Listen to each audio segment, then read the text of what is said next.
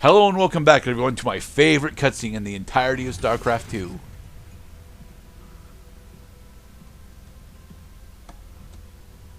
Looking a little lonesome there, Kerrigan. Oh. I'm probably going to shut up for most of this cutscene. I'm sorry, guys. It's just, I really like this cutscene. Well, I mean, we got subtitles. Yeah, but, like, it's such a good... The voice actors for Kerrigan is really goddamn good, and now I'm talking over it, damn it. Jim, are you out there? I'm at the rendezvous. It's all clear here. I've been thinking about what you said. There's something dark in me, Jim. I need you. I need you to hear me right now.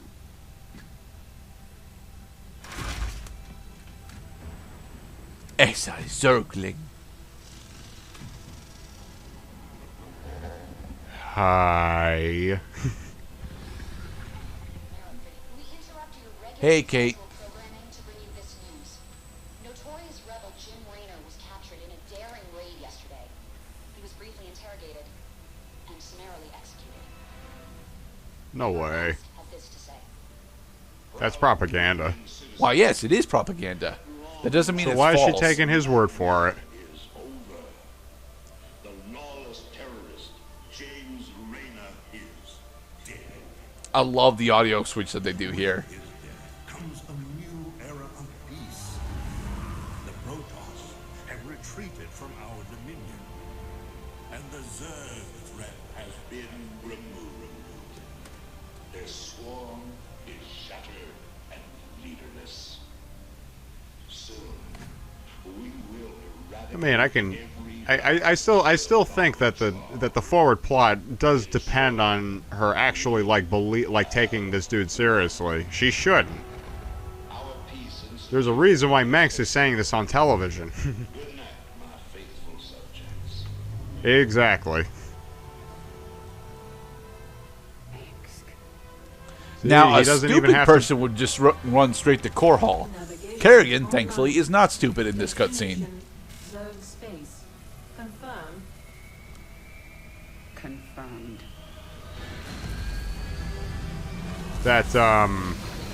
Yeah, faithful, not evidence. He did not produce a corpse. He didn't produce a video. He didn't produce anything. He just take his word for it. He's dead. He did produce a picture of the bullet going through Raynor's helmet. But just a picture, though. Yeah. I mean, freaking Bono in South Park sent a picture of his 9 Keurig shit, but that doesn't necessarily mean it exists. Of Calder. Recent reports indicate a Protoss presence there. There is a high likelihood that Nafash is fighting the Protoss for control of Yes, Calder. Pascal, we understand. You really like both of these units. Highly evolved, dangerous Zerg organisms.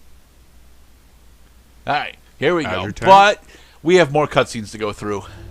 This part is very cutscene heavy. I want to apologize for it, but this is when the campaign actually starts to open up, so it makes sense that there are a lot of introductory cutscenes for how the campaign works now. Well, games, although, have come a long way in the arts of storytelling, because as I recall, some of my most favorite games of all time had a really well-told story. Either accept me as their queen, or I'll start killing them one by one until they do.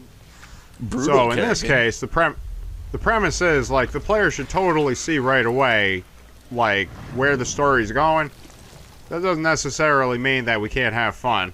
'Cause here we are. Now we're taking the first steps down into the forests of vengeance. All your ideas, thoughts, and plans within me. Do you not remember? Yes, I do remember you. More importantly, Oh, god damn it. This is our new hub world, isn't it? Yes, we're going to be using this Leviathan as our primary You are hub. the Queen of Blades. I obey. perfect. Summon the swarm and prepare to move on Core Hall. The See, she swarm wants to is do it, away. but... I will not answer your call. Most Zerg on Calder are under the command of Broodmother Nafash. She seeks to create her own swarm. While she lives, the swarm will be divided. Not for long, it won't. Take us down to the surface. Now, this is why you have the ability to go between Caldeir and Char, because if you go to Char, you manage to merge a large portion of the old Zerg guard into your brood, whereas going to Caldeir gets you new tech and some of the best missions in the entirety of StarCraft 2, to be perfectly honest. Hey, Abathur.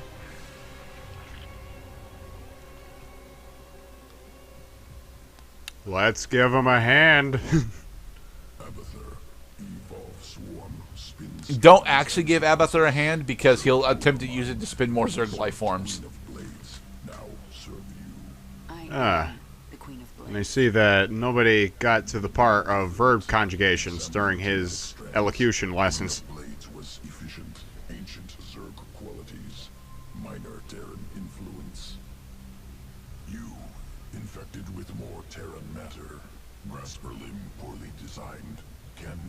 Hey, I'd like our hands, damn it, Abathur. No, don't. Exactly.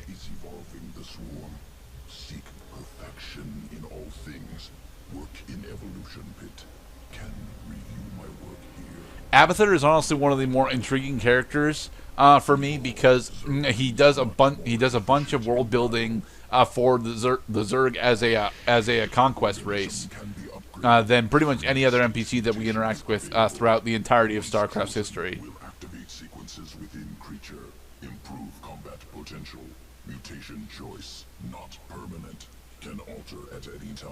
Which is why we're only going to be using one mutation per unit. And yes, every combat unit that we get gets a mutation. Will overload adrenaline production, greatly improve Zergling attack speed. Yep. Swarm suffering on this moon. We're also going to, much like how we did Wings of Liberty, we're going to be following Abathur's conversation tree throughout the campaign. Mostly because I like his tree a lot. Is that an excuse? Wasteful to spin unnecessary adaptations. Yes, let us spin together this win. Now, we'll look for local fauna. Essence useful for swarm adaptation. Do it. Yay! Alright, yes. First mission, the Harvest of Screams. I am terrible at this mission, but that does not change the fact that this is honestly a really cool mission. Now I understand. Isha kind of looks like Voldemort. That's the face that I'm getting. Just from. in her face. The rest of her body is actually very nice. Called flash freeze storms. One such storm is approaching. It will push temperatures down so fast that almost all thermal energy will be lost. How does life evolve on a planet that goes to near absolute zero, Mr. Cloud? But while Well, because near absolute zero is still, you know, as the architect put it, there are levels of survival which we are prepared to accept. Strong enough to help us adapt to this cold. But yeah, for the first part of this mission, we needed to go take down an Ursidon matriarch. In my way. Get going. Normal Ursidon, we exploded him in midair. I have to find an Ursidon matriarch and get her essence. Yes, Kerrigan, we know. Expect Watch out Kerrigan for to do the a lot of repeating of what we already know. It's honestly a quality of life thing, specifically so that if you want to skip the cutscenes, you can very easily do so. Right, and then not get stuck on the way. Another feral Right. roach. Something is very wrong. Like, as I've asked myself many times in games, I know you're saying this because there's a reason behind it. I just don't know what it is. the flash freeze is near. Alright, we're going to experience our first flash freeze, but don't worry, this is the only one that your forces will ever get affected Push by. ahead. This world is mine. So yes. The Uh-oh. flash freeze has arrived. Yes, as Pascal is mentioning, roaches are fucking amazing. I and my friend Jonah do not actually like roaches, but that's because we don't honestly think that they're a good replacement for hydralisks. Thing is, they're not actually supposed to replace hydralisks. They're an addition to the hydralisks, in all technicality, but that doesn't mean we have to enjoy them. What makes roaches so awesome is because not only are they relatively tanky with decent attack power, they also have extremely fast HP regeneration while burrowed, and it makes them significantly easier to use if your opponents are lacking detection. They are also cheaper than Hydralisks, and they're more effective at what they do than Zerglings are at what they do. Legacy of the Void will give the roaches the ability to morph into Ravagers, which make them a fucking amazing artillery/siege unit. I've never played with Ravagers, though, because I'm terrible with Zerg in general, and I don't really want to learn how to play Zerg. So there. The Protoss sense the awakening. They are aware of our presence. The Queen of Blades. But what has happened to you? Frail and human. That was the conclusion of the last campaign, dude. It's so human. Protoss. What an embarrassment. I wondered when you'd show yourselves. We must inform Shakuras. They will send the Golden Armada. They will destroy. You see, we're recording this just after I finished up my test playthrough of Legacy of the Void. So it's a bit weird that they're calling for Shakuras when right now the Golden Armada is not really all that powerful. Artanis is busy trying to build it right now.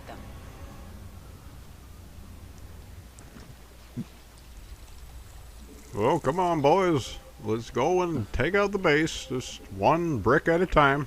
No, well, it would be one crystal at a time because we're going up against Protoss. So Swarm can become more efficient in flash freeze. I do like an efficient swarm. and you really should be going after the bonus objectives throughout these because there's two main things that completing the bonus objectives does for this campaign. The first of which is that they give Kerrigan an additional level, and a maxed out Kerrigan is not really required but hugely beneficial at the end of the game. The second big thing that they do is that they fully restore both Kerrigan's health and energy when she collects a level, meaning that she can actually solo a bunch of these missions on her own. This is when it starts to become clear that the campaign, at least on casual and normal, is built around Kerrigan being able to do most of it herself. I am of two minds of this. For one, it really stretches Kerrigan's character as a no nonsense. I'm gonna do what I need to do, bitch. But it also stretches the fact that Kerrigan is a powerful enough psionic to do the raid on Core Hall with enough planning on her own. She doesn't honestly need all that much help from the Sworn. Now that she's got a Leviathan, she could actually land on Core Hall if she could actually find a decent landing spot on the planet and go assassinate Minx herself. She effectively could do that right now. She'd have problems getting in, but once she's in, she could do it. Oh, yeah, she just leveled up. And she got full health because she leveled up.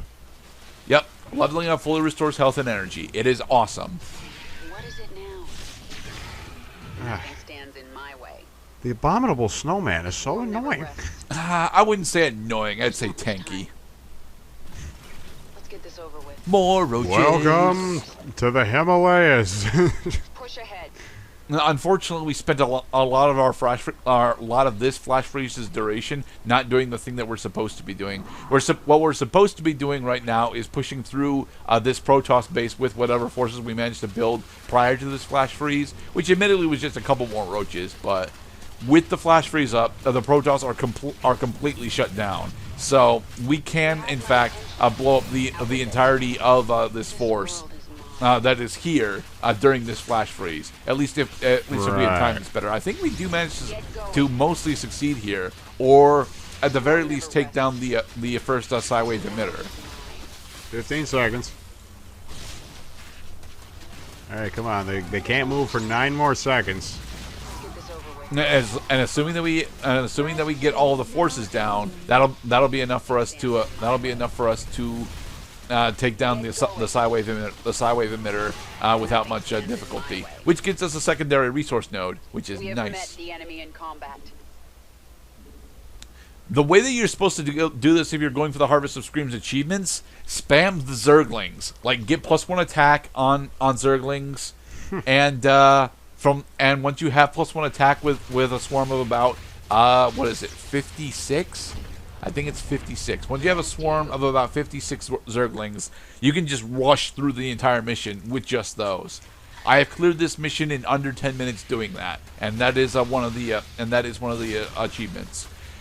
Nice. Ah, the Zerg. See, Sorry, the silent right, and spiders are what they are called. And once I get my Ghost Academy all set up, I'm gonna go back and get my upgrades. Oh no, the Zerg is taking out all my workers. No, you survived long enough to build a Ghost Academy? How the fuck you manage that? We will get word to success. I guess I thought I could get away with it. I need the swarm. Anyway, in the next episode, we'll be finishing Harvest of Screams. Be safe, everybody.